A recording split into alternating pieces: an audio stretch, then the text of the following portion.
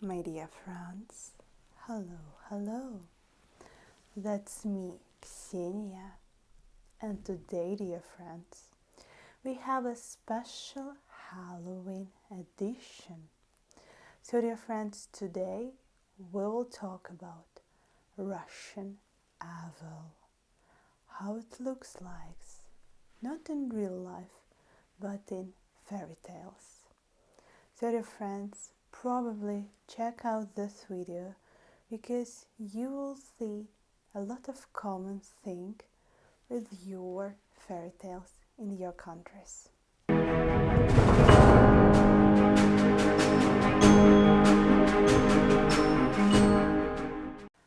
So, my dear friends, in Russian fairy tales, evil is called Zmei. Zmei goes from the word Zmiya. In Russian language, Zmiya, it's a snake, but Zmei, it's a masculine word, and this creature is much more terrifying and huge than the regular snake.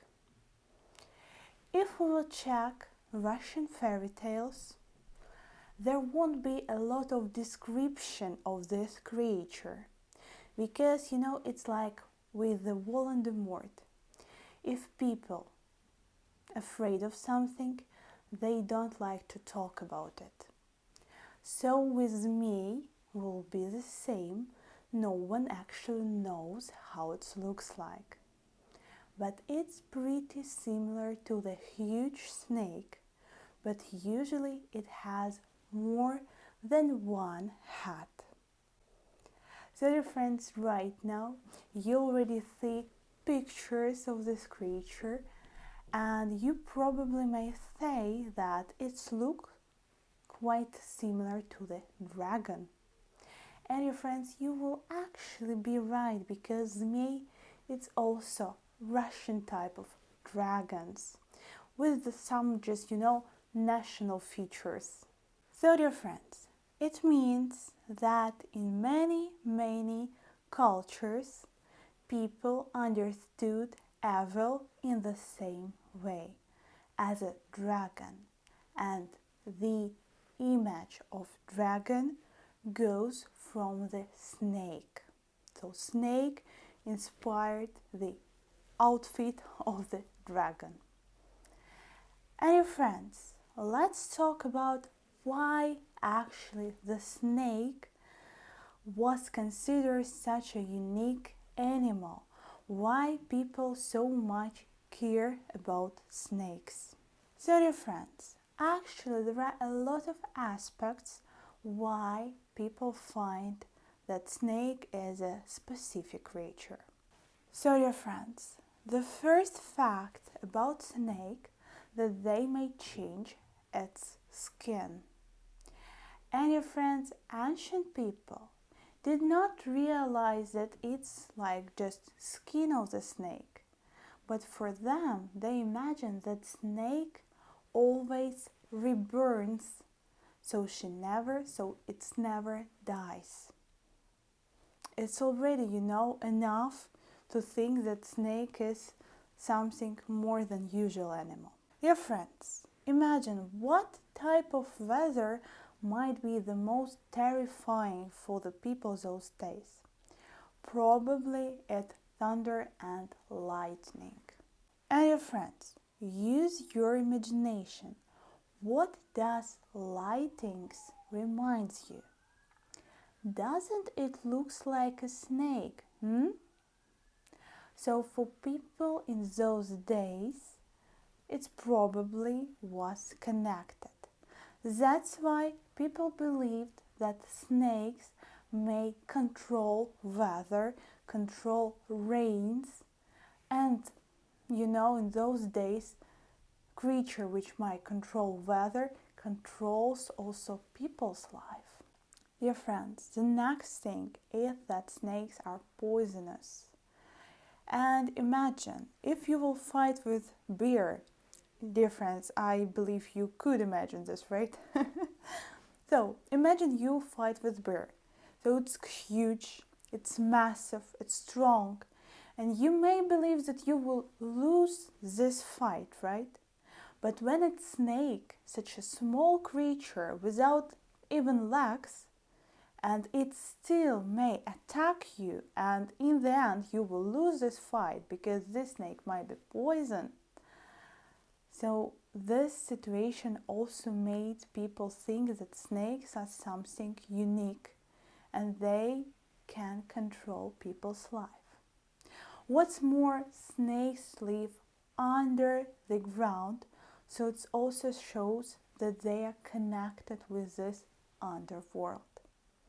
So dear friends, because of those facts, people used to think that snakes are really something special. Dear friends, but people do not always hate snakes.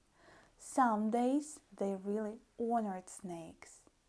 But with time, the situation changes.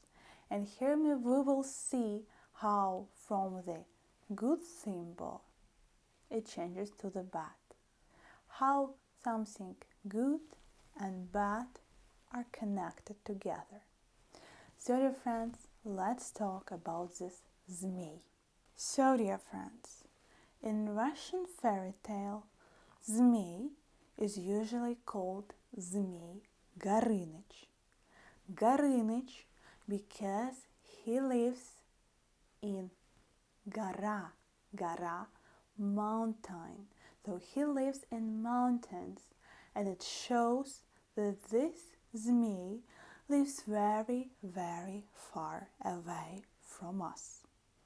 So dear friends, if in previous video we talked with you about forest spirit which lives on the border of real and unreal world, so Zmei Горыныч lives in the center of this magical world. But dear friends, when our main character tries to get to Zmei Горыныч, that's not so easy, because Zmei Горыныч lives in layer, and around this layer there is a fire river. Like Styx in Greece, in Russian this river called Smorodina. So yeah, that's actually a river of death. So imagine that's not that easy to get through this river, right? But dear friends, our main character is really brave and he goes to fight this dragon. But dear friends, let's discuss what for he fights, yes? I don't think that it's just like a hobby for him. Of course, there is a reason, because usually our Zmei, our dragon, steals bride or mother of our main character. Dear friends, earlier people believe that underworld creatures have two feelings. They always feel hungry and also sexual desire. So dear friends, that's why our dragons try either eat the lady they steal or, no, let's say, marry her. Dear friends, to prove you this idea, let's remember myth of ancient Greece. Dear friends, fairy tales and myth are really connected. So let's remember this in those myths. Do you remember what usually does this main god? He prefers to have good time with some human beings, right? So yeah, sexual desires is a big point for a big trouble for the underworld creatures. Dear friends, that's why our hero, of course, wants to save ladies.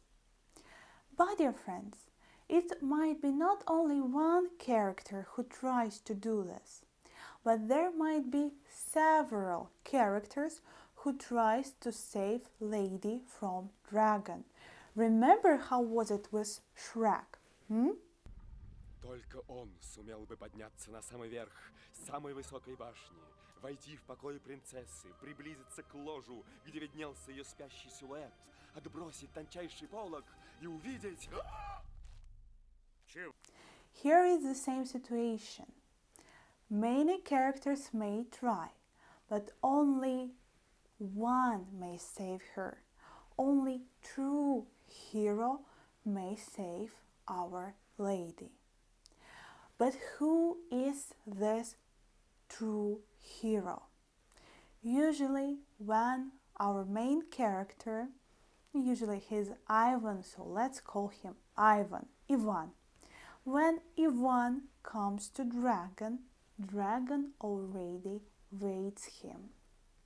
He knows Ivan and he is a bit afraid of him because he knows that only this human may kill him. And why it's so?